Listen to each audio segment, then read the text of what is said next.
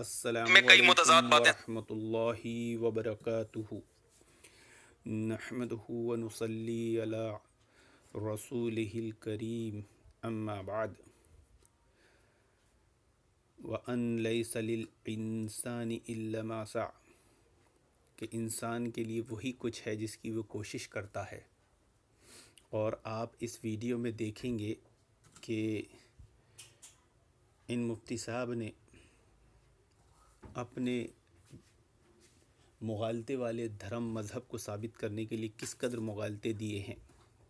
انہوں نے مغالطے کی کوشش کی، ان کو اسی کا انجام اور رزلٹ اللہ رب العالمین دے گا کہ وَأَن لَيْسَ لِلْإِنسَانِ إِلَّا مَا سَعَى۔ اور آپ لوگوں کو جو اس طرح کی ویڈیو شیئر کرتے ہیں اور یا آپ لوگوں تک پہنچتی ہے تو کچھ لوگ اسے دیکھ کر تجسس میں پڑ جاتے ہیں، تو شیئر کرنے والے اور شیئر نہ کرنے والے، سننے والے، دیکھنے والوں کو پھر میں قرآن مجید سے ایک آیت کریمہ پیش کرتا ہوں کہ اس کو ذہن نشین رکھے اور ایسے لوگوں سے بچے۔ اللہ رب العالمین قرآن مجید میں فرماتا ہے فَاصْبِرْ لِحُکْمِ رَبِّكَ وَلَا تُطِعْ مِنْهُمْ آثِیمًا أَوْ کَفُورًا۔ پس تو اللہ تعالیٰ کے حکم پر قائم رہ اور کسی گناہ گار اور ناشکرے کی بات مت ماننا۔ اب ان کے جیسے دھوکے باز، مغالطے باز، لچھے دار باتیں کرنے والے لوگوں کو جھانسا دینے والے فاسق بولنا چاہیے کہ باتوں کو ماننا یہ قرآن کی خلاف ورزی ہے، صریح خلاف ورزی ہے۔ اب آئیے، یہ جو اصول بنا رہے ہیں یہ انہی اصولوں میں خود پھنس رہے ہیں، یہ ان کے اصول انہی پر لوٹ آ رہے ہیں۔ آئیے سنتے ہیں۔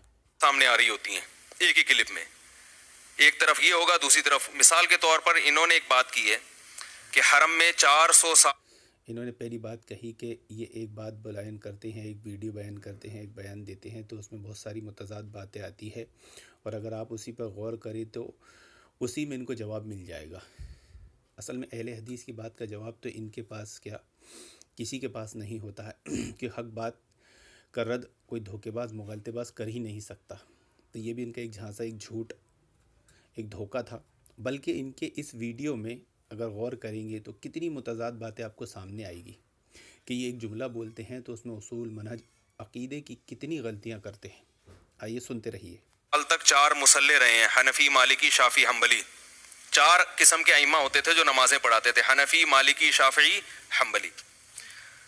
تو دیکھو یہ اجماع تھا، غلط چیز پر اجماع ہو گیا، اور پھر اللہ کا شکر ہے اب یوٹیوب کا دور ہے تو یہ ختم ہو گیا۔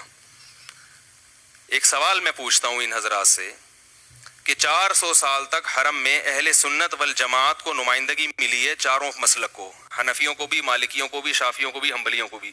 آپ کہاں تھے اس وقت؟ انہوں نے اس جملے کے ذریعے اہل حدیث پر حملہ کیا ہے اور بتانے کی کوشش کی ہے کہ ان کی حدیث دانی کتنی سطحی ہے، کتنا سطحی علم ہے ان کا، کہ یہ صرف لوگوں کو دھوکہ، مغالطہ دینا جانتے ہیں۔ اب اہل حدیث پر سوال کر رہے ہیں کہ 4 مصلے تو حرم میں تھے، تم کہاں تھے؟ ہاں، آئیے آگے ہم اس کا جواب دیں گے، پہلے اور سنیے۔ نہیں یاری بات میرا خیال ہے آپ کا وجود ہی نہیں تھا، تبھی آپ کو نمائندگی نہ ملی، نہ آپ نے 400 سال کو یہ احتجاج کیا کہ ہم بھی تو ہیں۔ شیعہ حضرات نے احتجاج کیا تاریخی کتابوں میں، انہوں نے کہا 5واں ہمارا بھی ہونا چاہیے، مگر ان کو نئی نمائندگی ملی۔ اس کا مطلب ہے آپ پیدا ہی بعد میں ہوئے ہو۔ سمجھ میں آ رہی ہے بات؟ اب دیکھیے، ایسے لوگ منبر پہ بیٹھے اور دین سمجھائیں گے تو اللہ کے نبی صلی اللہ علیہ وسلم کی وہ حدیث صحیح ثابت ہو رہی ہے کہ آخر زمانے میں ایسے لوگ آئیں گے کہ علم اٹھا لیا جائے گا اور وہ رائے قیاس سے فتوے دیں گے۔ اب یہ اپنے رائے قیاس، اجتہاد، ان کے اجتہاد کا دروازہ ان کے امام ابو حنیفہ پر بند ہو گیا، لیکن پتہ نہیں یہ خود اجتہاد کر رہے ہیں۔ اچھا، مقلدوں سے اتنی محبت، تقلید سے اتنی محبت کہ خود اپنے آپ کا دفاع نہیں کر رہے ہیں بلکہ اپنے بڑے بھائی شیعوں کا بھی دفاع کر لے رہے ہیں کہ اہل حدیث کہاں تھے۔ نام نہیں لے رہے ہیں، اشارتاً کہہ رہے ہیں کہ 4 مصلے تھے، حنفی، مالکی، حنبلی، شافعی، اور شیعہ کا بھی ایک تھا مطالبہ، تو تم تو تھے ہی نہیں، تمہارا وجود بعد میں آیا۔ آئیے اس کے دو جوابات ہیں۔ پہلا جواب یہ کہ ان کو یہی نہیں معلوم کہ یہ چاروں مصلے کیا بول کر رکھے جاتے ہیں۔ یہ چاروں مصلے اہل حدیث بول کر ہی رکھے جاتے ہیں۔ امام مالک اہل حدیث، امام شافعی اہل حدیث، امام حنبل اہل حدیث، امام ابو حنیفہ اہل حدیث۔ اہل حدیث بول کر ہی تعارف کرایا جاتا ہے ان کا۔ تو اہل حدیث کی طریقے پر تم نماز پڑھ رہے ہو اور پھر بھی کہہ رہے ہو کہ تم کہاں تھے، تم 400 سال بعد آئے، تو اسے کہتے ہیں کہ آدمی جو بات کہتا ہے خود نہیں سمجھتا۔ یہ تو اس کا ایک جواب تھا۔ اب دوسرا جواب یہ کہ صحیح مسلم کی حدیث لا تزال طائفۃ من امتی ظاہرین علی الحق، کہ میری امت کا ایک طائفہ قیامت تک حق پر رہے گا، نقصان پہنچانے والے سے نقصان نہیں پہنچا سکتے۔ اس کی شرح میں کبھی مفتی صاحب نے پڑھنے کی زحمت کی ہوگی، نہیں انہیں پڑھے تو ہوں گے، لیکن ان کا کام ہی پڑھ کر چھپا دینا ہے، حق کو چھپانا ہے۔ صحیح مسلم کی 4950 حدیث ہے۔ امام نووی نے اس کی شرح میں امام بخاری کا قول، امام قاضی ایاز کا قول، امام حنبل کا قول، خود اپنا قول نقل کیا ہے کہ اگر وہ گروہ اہل حدیث نہیں ہے تو ہم نہیں جانتے وہ کون ہیں۔ یعنی پیارے رسول صلی اللہ علیہ وسلم شروع زمانے سے لے کے آخر زمانے کے ساتھ تسلسل کے ساتھ بیان کر رہے ہیں کہ ایک گروہ ہمیشہ حق پر رہے گا۔ تسلسل، نبی پیشن گوئی دے رہے ہیں۔ نبی کی پیشن گوئی نبی کا معجزہ ہوتا ہے، نبی کے معجزے کو ماننا ہی نبی کو ماننا ہوتا ہے۔ کوئی آدمی نبی کو مانے، اس کے معجزے کو نہیں مانے تو گویا اس نے نبی پر ایمان نہیں لایا، اور اگر ایمان لایا بھی ہے اور اس کے بعد وہ ایسا عمل کرتا ہے تو ختم نبوت کا منکر ہے، یعنی نبی کی نبوت کا انکار کر رہا ہے اور نبی کی نبوت ختم ہو گئی، مان نہیں رہا ہے۔ اب نبی تو تسلسل کے ساتھ قیامت تک بتا رہے ہیں، اور یہ حضرت منبر پہ بیٹھ کر قرآن کی آیت کو صحیح ثابت کر رہے ہیں کہ وَلَا تُطِعْ مِنْهُمْ آثِمًا أَوْ كَفُورًا، کہ کسی ناشکر گناہ گار کی بات مت ماننا۔ تو ایسے ناشکر گناہ گاروں کی لوگ بات مان کر نبی کریم صلی اللہ علیہ وسلم کی پیشن گوئی کو جھٹلا رہے ہیں۔ نبی تسلسل بیان کر رہے ہیں قیامت تک کبھی سلسلہ نہیں ٹوٹے گا، اور یہ بولے کہ تمہارا وجود ہی نہیں تھا، تم بعد میں آئے۔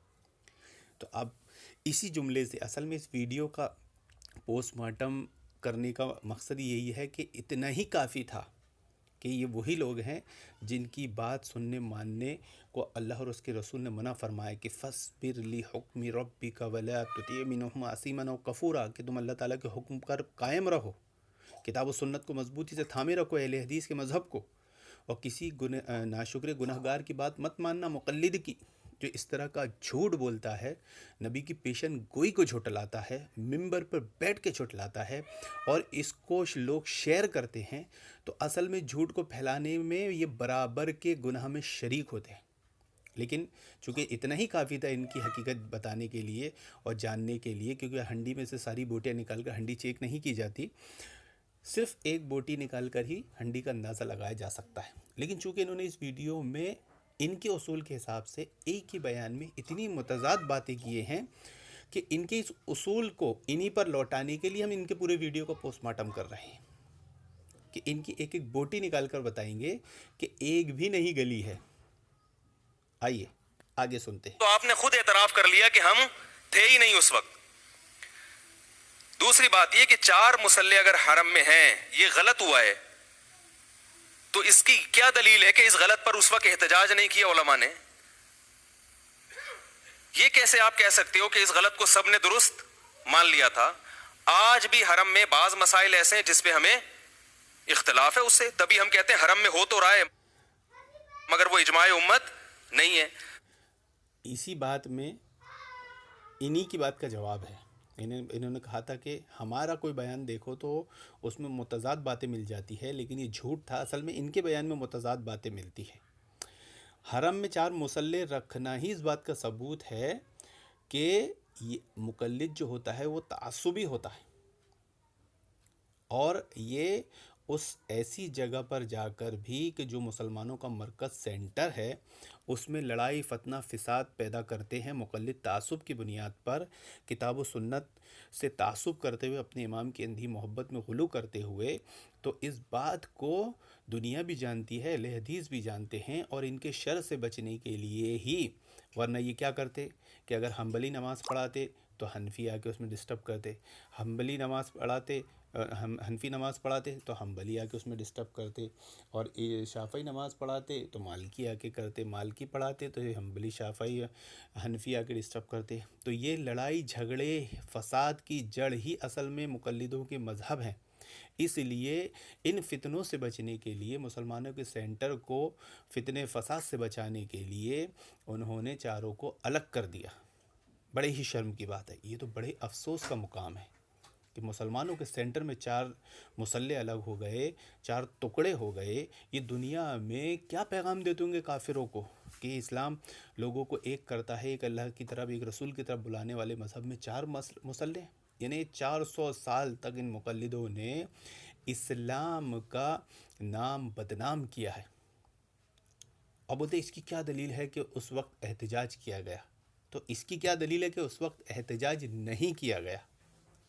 4 مسلح بنا دینا ہی یہ خود احتجاج ہے۔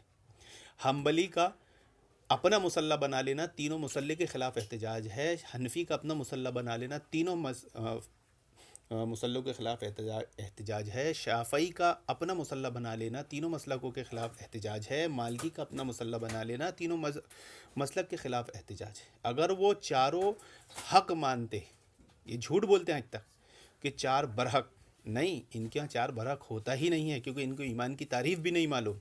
وَلَا تُطِعْ مِنْهُمْ عَاصِمًا أَوْ كَفُورًا، ایسے ناشکر گناہگاروں کی بات مت ماننا۔ اہل سنت کے ایمان کی تعریف قول و عمل دونوں ایک ہوتا ہے۔ اگر چاروں کو برحق مانا ہے تو چاروں کو لیا جائے گا عمل میں، لیکن صرف بولا جائے گا اور عمل میں نہیں لیا جائے گا تو ان کا ایمان مرجیوں والا ایمان ہے کہ جن کے قول اور عمل میں فرق ہوتا ہے۔ قول الگ چیز ہوتی ہے، عمل الگ چیز ہوتی ہے۔ چاروں برحق ہے تو 4 مسلح بنانے کی ضرورت ہی نہیں تھی، احتجاج کرنے کی ضرورت ہی نہیں تھی۔ ایک مسلح کسی کا بھی بنا لیتے، اس کے پیچھے نماز سب کی ہو جاتی، حق ہے نا۔ تو انہوں نے چاروں کو حق مانا ہی نہیں ہے کبھی۔ ان کا چاروں کو حق بولنے کا مطلب چاروں کے نزدیک اپنے اپنے حق ہوتا ہے۔ چاروں کے نزدیک چاروں حق ہے یہ نہیں ہوتا ہے۔ تیرا تیرے نزدیک حق، تیرا تیرے نزدیک حق، تیرا تیرے نزدیک حق، تیرا تیرے نزدیک۔ یہ اصول تو صرف اہل حدیث کا ہے کہ تمام ائمہ حق ہے۔ اللہ کے نبی صلی اللہ علیہ وسلم کے بعد سے کر امت جتنے محدثین، ائمہ اکرام، مفتیان اکرام، صحیح العقیدہ علماء آئے ہیں وہ سب حق ہیں۔ یہ اہل حدیث کا اصول ہے۔ اب ان کے پاس اتنا پیارا مذہب، اتنا پیارا اصول ہے ہی نہیں، تو ان کے پاس کیا بچا ہے؟ چکنی چپڑی باتیں، لوگوں کو دھوکہ دینا، مغالطہ دینا۔ تھوڑا بھی آخرت کا ڈر نہیں ہے، اللہ اور اس کے رسول کا ڈر نہیں ہے، اور قیامت کا ڈر نہیں ہے، عذاب کا ڈر نہیں ہے۔ آئیے پھر ان کے دھوکے مغالطے سنیے۔ مثلاً حرم میں جو صلاۃ اللیل ہو رہی ہے 8 رکعت جو جماعت سے ہوتی ہے، اس کا کوئی ثبوت ہمیں نہیں ملتا، نہ قرآن میں، نہ حدیث میں، کہیں بھی نہیں ملتا اس کا ثبوت، نہ اسلاف کے عمل سے۔ تو اب اگر کوئی کہے حرم میں 50 سال سے صلاۃ اللیل ہو رہی ہے۔ آپ نے دیکھا کہ چلو آج ایک مقلدوں کے مفتی صاحب نے بھی، جو خود مقلد ہیں، اس بات کا اقرار کر لیا کہ حرم میں 8 رکعت ہو رہی ہے۔ اب آج تک یہ حنفی بھی حرم کو دلیل بنا کے 20 رکعت کا دھوکہ دیتے تھے، جبکہ وہ 20 ہوتی نہیں تھی، 10 رکعت کی 2 جماعت ہوتی تھی، یعنی 8 رکعت کی 2 جماعت ہوتی تھی۔ جیسے اللہ صحیح مسلم کی روایت میں حضرت عائشہ فرماتی کہ اللہ کے نبی 2 رکعت 5 بار پڑھتے، تو یہ اسے تہجد کی نماز بولتے ہیں، اور پھر 1 رکعت پڑھ کے وطر بنا لیتے۔ تو اس طرح کی 2 جماعتیں کر دیا کرتے تھے، ان کے لڑائی جھگڑے فتنے فساد کو ختم کرنے کے لیے، کہ یہ مقلد 20 رکعت پر تعصب کریں گے، مانیں گے نہیں۔ اب دیکھیں کتنا صاف اور صریح جھوٹ کہا ہے کہ 8 رکعت کی کوئی حدیث ہی نہیں ہے، جبکہ حضرت عائشہ کی حدیث صحیح بخاری میں ہے، امام مالک کی حدیث موطا میں ہے۔ اب چاروں مسلک کو حق کہنے والے آج کیا بتا رہے ہیں کہ 3 مسلک برحق ہے ہی نہیں، اور اب تو حرم بھی برحق نہیں ہے، اور اس کی کوئی دلیل نہیں ہے، اور بنا دلیل کے کوئی عمل حرم میں کر دیا گیا ہے اور اس پر کوئی احتجاج نہیں کرے گا دنیا میں۔ ایسا ہو سکتا ہے کیا؟ جیسے بول رہے ہیں 4 مسلک، اس ٹائم تو کسی نے احتجاج کیا، اس کی کیا دلیل ہے؟ تو اب دلیل ان کا خود یہ بیان کہ جب 8 رکعت حرم میں ہوئی تو آج انہوں نے خود احتجاج کر دیا کہ 8 رکعت کی کوئی دلیل نہیں ہے۔ تو اس طرح اس زمانے میں بھی آپ کا مذہب تو قیاس و گمان پہ ہی چلتا ہے نا، تو یہاں قیاس و گمان کیوں چھوڑ دیتے ہو؟ تو انہوں نے کتنا صاف اور صریح جھوٹ بولا ہے 8 رکعت کے اوپر، لیکن اتنا مان لیا ہے کہ اب حرم میں 8 رکعت ہوتی ہے تو مقلد چوں چرا نہ کرے، بلکہ سیدھے 8 رکعت پڑھے، سیدھے، کیونکہ حرم میں بھی اب 8 رکعت ہو رہی ہے۔ 20 کی ضد میں آ کے 8 سنت کا ترک نہ کرے، تعصب میں، کتاب و سنت سے تعصب نہ کرے، اور بندہ مسجد کے ممبر پہ بیٹھ کے اتنا بڑا جھوٹ بول رہا ہے کہ 8 رکعت کا کوئی ثبوت نہیں ہے، گویا یہ مسجد حرم میں اگر کہ سارے ائمہ علماء پر طعن و تشنیع کر رہا ہے، اور وہاں کی نماز و عبادت کو، یعنی دنیا میں یہ میسیج دے رہا ہے کہ اسلام کے سینٹر میں ایک ایسا عمل ہو رہا ہے جو کتاب و سنت میں نہیں ہے. اب ایک کافر مشرک جب اس بات کو سنے گا تو وہ اپنے مذہب میں جا کر کتنا فتنہ پھیلائے گا کہ دیکھو مسلمان خود کہتے ہیں کہ مسلمان ان کی مساجد سینٹر میں ایسا عمل کرتے ہیں جس کی کتاب و سنت میں کوئی دلیل نہیں ہے، اور وہ بھی عبادت کسے کہتے ہیں، نماز کسے کہتے ہیں کہ نماز کلمہ کے تقاضوں میں سے وہ تقاضا ہے کہ وہ اللہ کے نبی صلی اللہ علیہ وسلم کے مشروع طریقے پر کی جائے گی. آپ کی زبان عمل سے مشروع ہوا ہے اسی پر کی جائے گی، تبھی کلمہ صحیح ہوگا.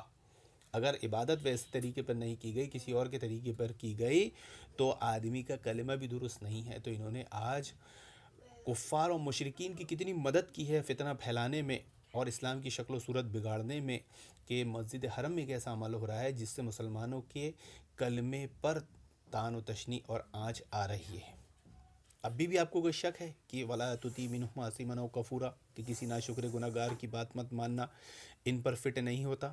آئیے آگے اور سنیے. اور وہ حنابلہ کر رہے ہیں، تو اس پر گورا گمراہی پر اجماع ہو گیا. اجماع جب ہوگا جب پوری دنیا میں ہو رہا ہو. سمجھ میں آ رہی ہے بات؟ پوری دنیا میں کیا 4 مصلے رکھے ہوئے تھے ہر مسجد میں؟ صرف حرم میں تھا یہ. اور اس کی وجہ کیا تھی وہ بھی میں آپ کو انشاءاللہ بتاؤں گا. تو اس پر اجماع نہیں ہوا تھا.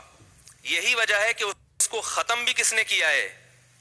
حنابلہ نے ختم کیا اس کو. سعودی حکومت میں حنبلی علماء نے ختم کیا ہے. آپ نے وہ ختم کرنے کا کام بھی یہ کارنامہ بھی آپ نے انجام نہیں دیا. اور اب ان کو یہی نہیں معلوم کہ یہ کارنامہ انجام کس نے دیا ہے، اور یہ کارنامے جو عمل میں آیا ہے، یہ کارنامہ انجام ہو کر جو عمل میں آیا ہے، کس کے اصول، کس کے منہج کی وجہ سے آیا ہے اور کس کے اصول پر آیا ہے. آپ نے دیکھا کہ 4 مصلوں سے نماز ہو رہی ہے، پھر بھی ان کے وہاں اجماع نہیں ہے. تو یعنی اپنے بڑے بھائی شیعوں کو اجماع میں داخل کرنا چاہتے ہیں کہ جب تک وہ داخل نہیں ہوں گے اجماع نہیں ہوگا. جیسے انہوں نے وہاں شیعوں کا دفاع کر لیے تھے کہ شیعہ تو موجود تھے، اہل حدیث موجود نہیں تھے. اب آج یہ بات دبے الفاظوں میں یہ کہہ رہے ہیں کہ 4 مصلے ہونے کے باوجود بھی اجماع نہیں ہے نا. تو کون اجماع میں شامل نہیں ہے؟ شیعہ، ان کے رافضی، ان کے بڑے بھائی شامل نہیں ہیں. ان کا درد ان کو ستا رہا ہے. آگے اور سنیے. حنابلہ نے ختم کیا اور شوافع، مالکی اور حنفیوں نے ہاں، یہ بھی دھوکہ کہ کس نے ختم کیا؟ حنابلہ نے ختم کیا. تو بھائی ذرا مجھے بتائیں، انہی کے اصول کو ہم پھر یاد دلاتے ہیں کہ ایک ہی بیان میں بہت ساری متضاد باتیں کرتے ہیں کہ ہم حنابلہ نے ان سب کو ختم کیا. تو کوئی مقلد اتنا تعصب سے پاک ہو سکتا ہے کیا کہ جو اپنے مذہب کو چھوڑ کر کتاب و سنت کو اپنا لے، یا اپنے مذہب کو چھوڑ کر دوسرے مسلک کو اپنا لے؟ اگر حنابلہ اس کو ختم کرتے تو وہ حنفی، مالکی اور شافعی کے مصلے توڑتے. حنبلی کا کیوں توڑتے؟ وہ تو ان کے نزدیک برحق ہے. برحق کو کوئی توڑتا ہے کیا؟ برحق کو کوئی ختم کرتا ہے کیا؟ تو یہ چاروں برحق نہیں ہے. اس کی یہ بھی بہت بڑی دلیل ہے، اور اہل حدیث کا مسئلہ کی کتاب و سنت والا صحیح ہے کہ چاروں مصلوں کو ختم کیا گیا ہے، یعنی برحق مسلک اہل حدیث ہے.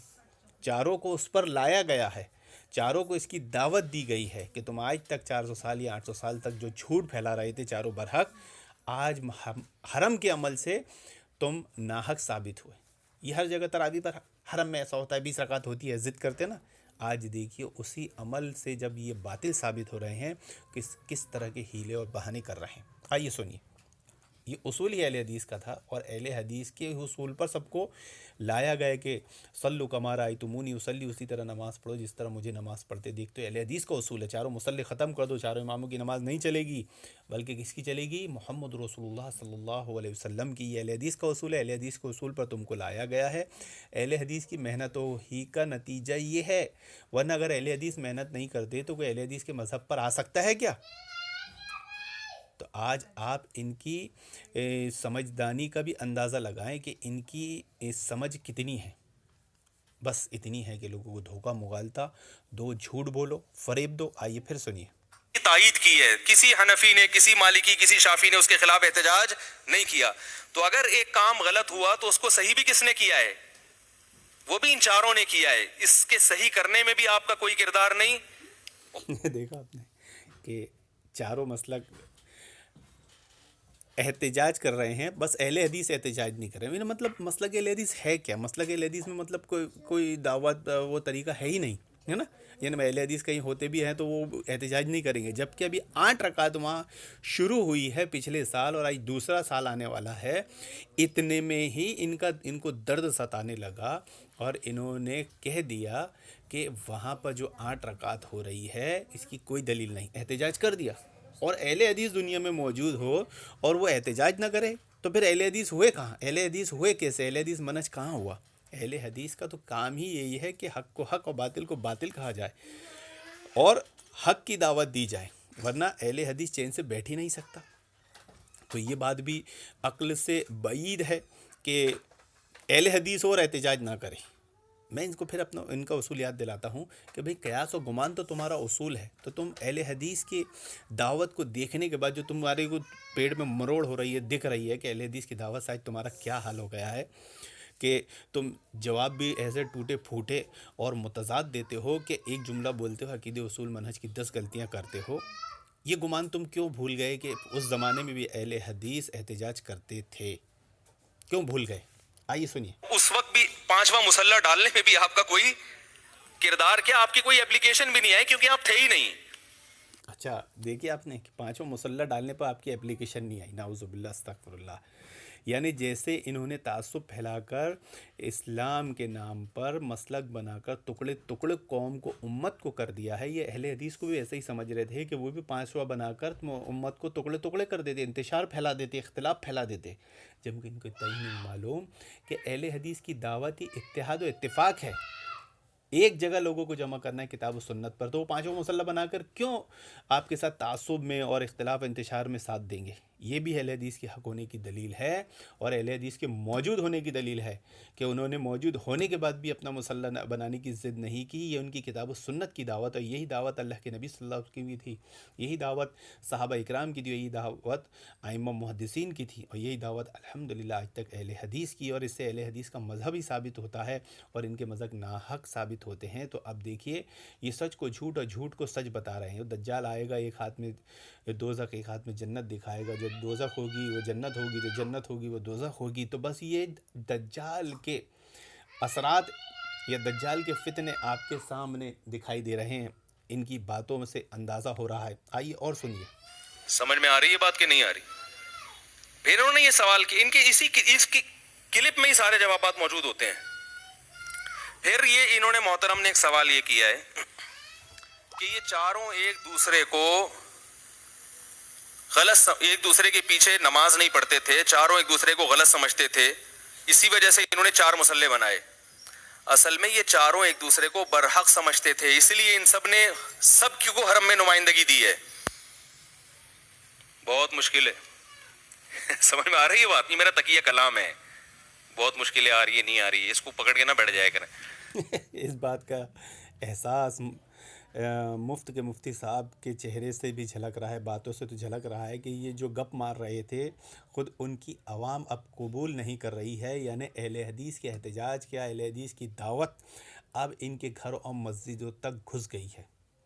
ان کے چہرے کی ہوائیاں اڑی ہوئی ہے، ان کے جملے ساتھ نہیں دے رہے ہیں، ان کے احساسات ساتھ نہیں دے رہے ہیں، لوگوں کے چہروں کے تاثرات ان کا ساتھ نہیں دے رہے ہیں. خود ان کے تاثرات، ان کے چہرے کے تاثرات سے لوگ سمجھ رہے ہیں کہ یہ بہت بڑا گپ مارو ہے، یہ بہت بڑا ولا تطیع منہم آثما او کفورا ہے، ناشکرہ گنہگار ہے جو صرف جھوٹ بول رہا ہے. الحمدللہ 4 مسلح اسی وجہ سے تھے کہ بھئی چاروں برحق ہیں، تو حرم چونکہ مسلمانوں کا مرکز ہے تو چاروں کی نمائندگی ہونی چاہیے. تو پتہ چلا 400 سال سے امت یہ سمجھ رہی تھی کہ یہ چاروں کیا ہیں؟ برحق ہیں، ان چاروں کو نمائندگی ملنی چاہیے. اس کے بعد حنابلہ نے اس کو ختم کیا، اور علماء ہی کے کہنے پر، انہی علماء کے کہنے پر، کہ اس سے امت میں کیا پھیل رہا ہے.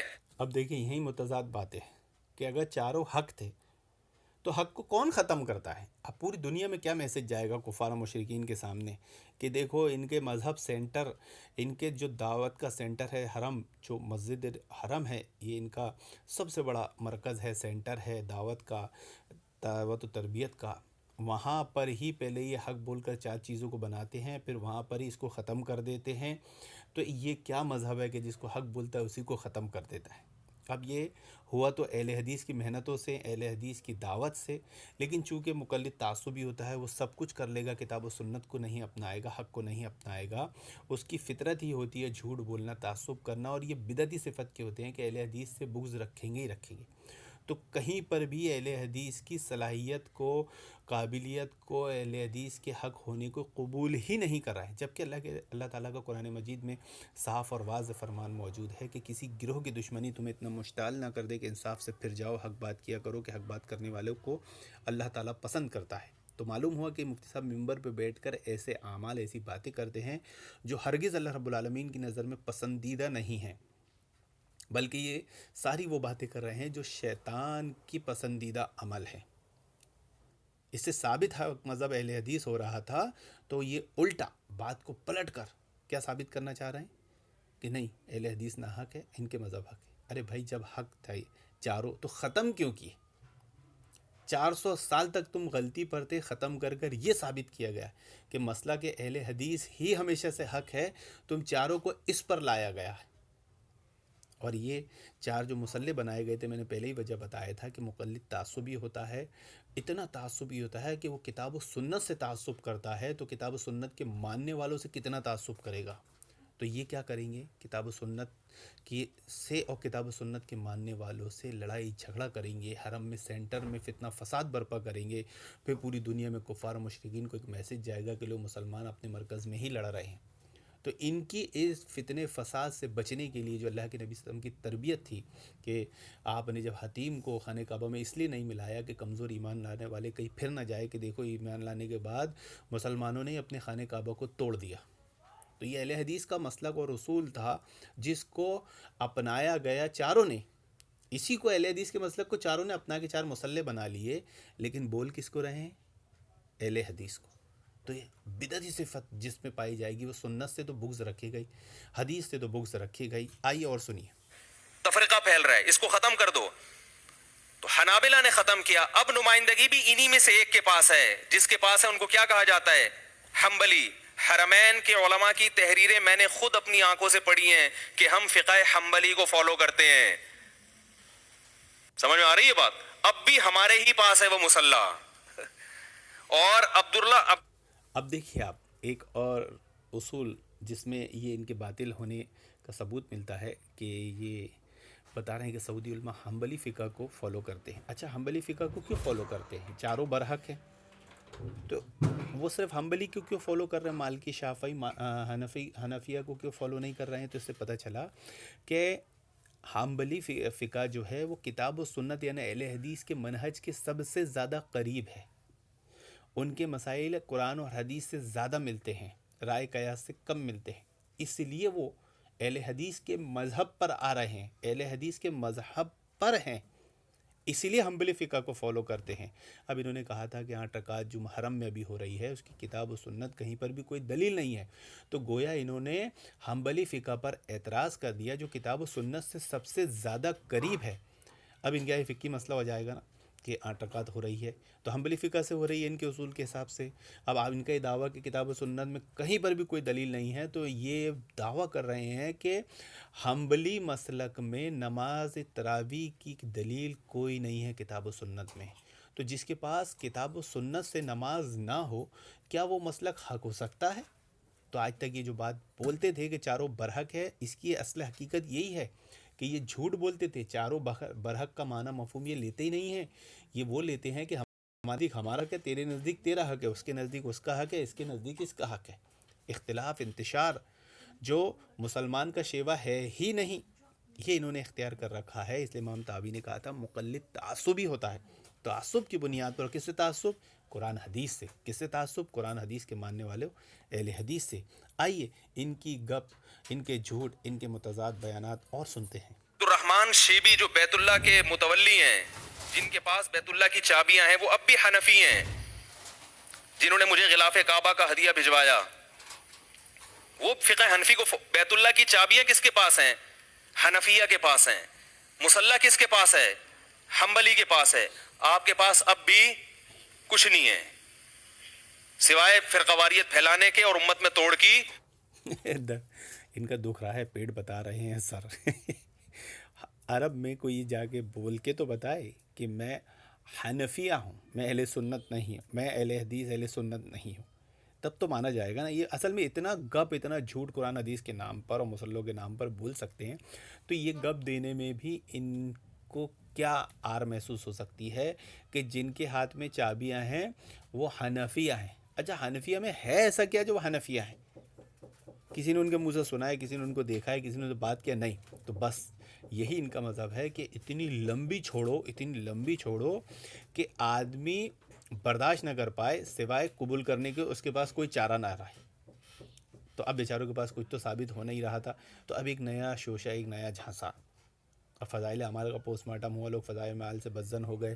بن باز رحمہ اللہ علیہ نے فضائل اعمال کا ایسا پوسٹ مارٹم کیا سعودی میں بیٹھ کر، تو اب بیچاروں نے انس اور ثنا کا کیس لائے ہیں اور یہ بتانے کی کوشش کی ہیں کہ دیکھو، تبلیغی جماعت میں رہو گے اور یہ کام کرو گے تو جو ایکٹریس ہے وہ بھی تمہارے سے اتنے متاثر ہو جائے گی کہ اتنی برائیوں کو چھوڑ کر تمہاری طرف آ جائے گی۔ یہ اصل میں یہ گیم ہے، ان کے وہاں ایسے جھانسے دھوکے رہتے ہیں، ایسی باتیں رہتی ہے دھوکے والی، جیسا کہ اللہ تعالیٰ نے واضح فرمان۔ پھر میں آپ کو یاد دلاتا ہوں، فَاصْبِرْ لِحُکْمِ رَبِّکَ وَلَا تُطِعْ مِنْہُمْ عَاصِمًا أَوْ كَفُورًا، کہ اللہ تعالیٰ کے حکم پر قائم رہو اور کسی ناشکر گناہ گار کی بات مت ماننا۔ لیکن افسوس، لوگ ان کی بات مان رہے ہیں، اس کو شیئر کر رہے ہیں، اس کو فالو کر رہے ہیں، یہی ان کے ناحق ہونے کی دلیل ہے۔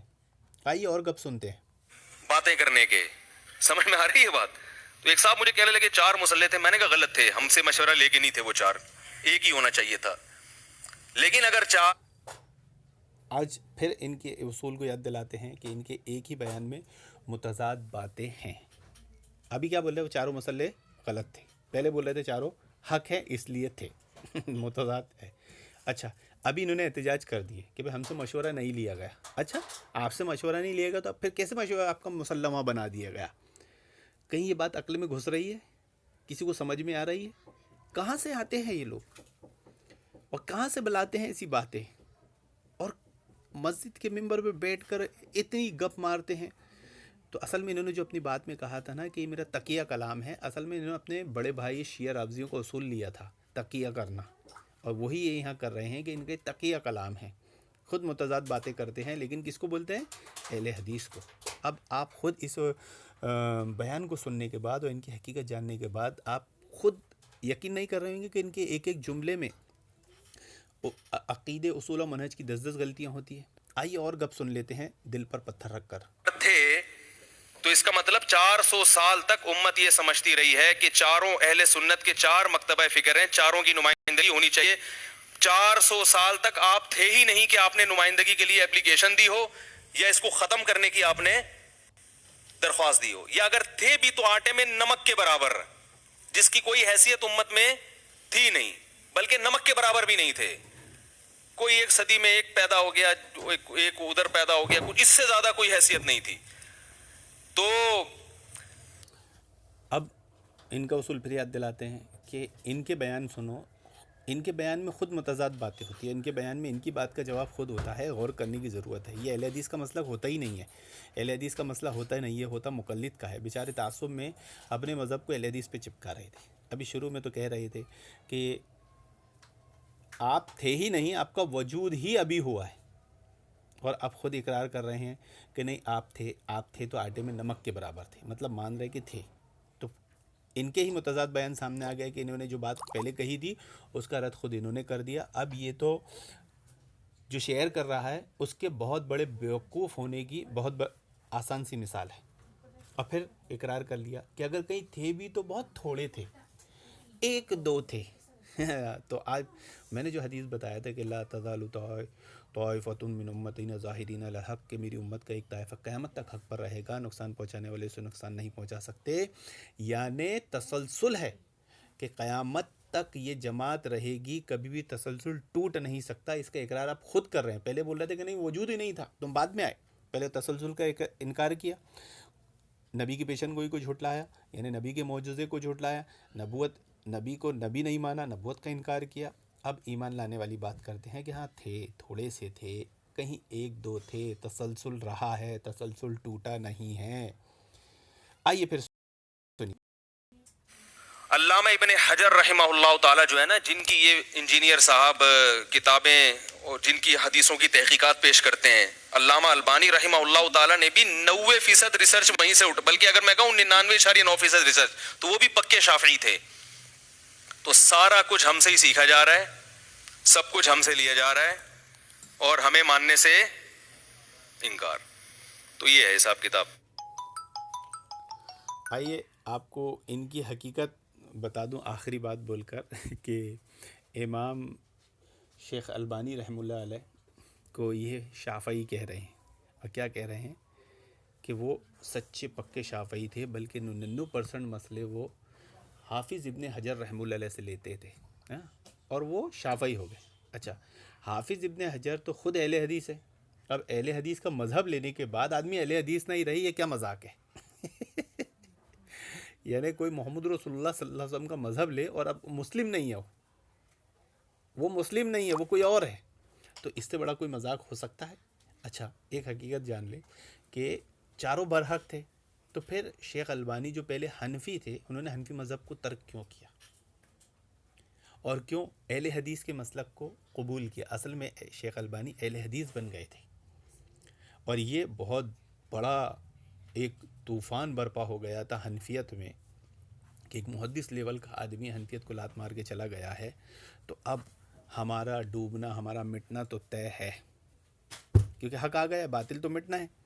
تو اب کیسے دھوکہ دیا جائے، کیسے جھانسا دیا جائے، کیسے لوگوں کو الو بنایا جائے، کیسے لوگوں کو بیوقوف بنایا جائے جیسے خود بیوقوف ہیں. اللہ تعالیٰ نے قرآن میں سورۃ البقرہ میں کہا نا کہ اصل میں یہ خود بیوقوف ہے، نہیں سمجھتے. تو شیخ البانی اصل میں حنفیت کو لات مار کے اہل حدیث ہوئے تھے، کیونکہ یہ خود کہتے ہیں کہ محدث اہل حدیث ہوتا ہے، محدث اہل حدیث ہوتا ہے. تو شیخ البانی اہل حدیث تھے. اب حافظ ابن حجر بھی محدث ہے تو وہ بھی اہل حدیث ہوئے ان کے اصول سے. لیکن پھر یہ اپنی ہی باتوں میں تضاد بتاتے ہیں کہ ایک بات بولتے ہیں اس میں ہی متضاد ہوتی ہے کہ پہلے بولتے ہیں کہ محدث اہل حدیث ہوتا ہے، پھر جیسے ہی پھنسیں گے کہ یار اس سے تو اہل حدیث ہے شیخ البانی ثابت ہو جائیں گے تو اب ان کو شافعی بنا دو. یعنی کچھ بھی بنا دو، ان کا کوئی دین دھرم نہیں ہے، کوئی اصول قاعدہ نہیں ہے. بدھسٹوں ہندوؤں کی طرح کوئی بھی آ کر ان کا کبھی بھی کیسے بھی مذہب بنا لیتا ہے، بنا دیتا ہے. تو آپ کو قرآن مجید کی آیت کریمہ جو میں نے پہلے پڑھا تھا وَأَن لَيْسَ لِلْإِنسَانِ إِلَّا مَا سَعَىٰ، پر یقین ہو گیا کہ آدمی کے لیے وہی کچھ ہے جس کی وہ کوشش کرتا ہے. تب ان مولانا نے سب دھوکہ مغالطہ، مولانا مولوی نے دھوکہ مغالطہ جھوٹ فریب دیا تھا، کوشش اسی کی تھی. تو اگر انہوں نے توبہ نہیں کی تو آخرت میں ان کا یہی انجام بھی ہونے والا ہے. اللہ رب العالمین سے دعا کہ اللہ رب العالمین ایسے دھوکے باز، مغالطے باز، قوم کو گمراہ کرنے والے مولویوں سے امت مسلمہ کی حفاظت فرمائے. آمین یا رب العالمین.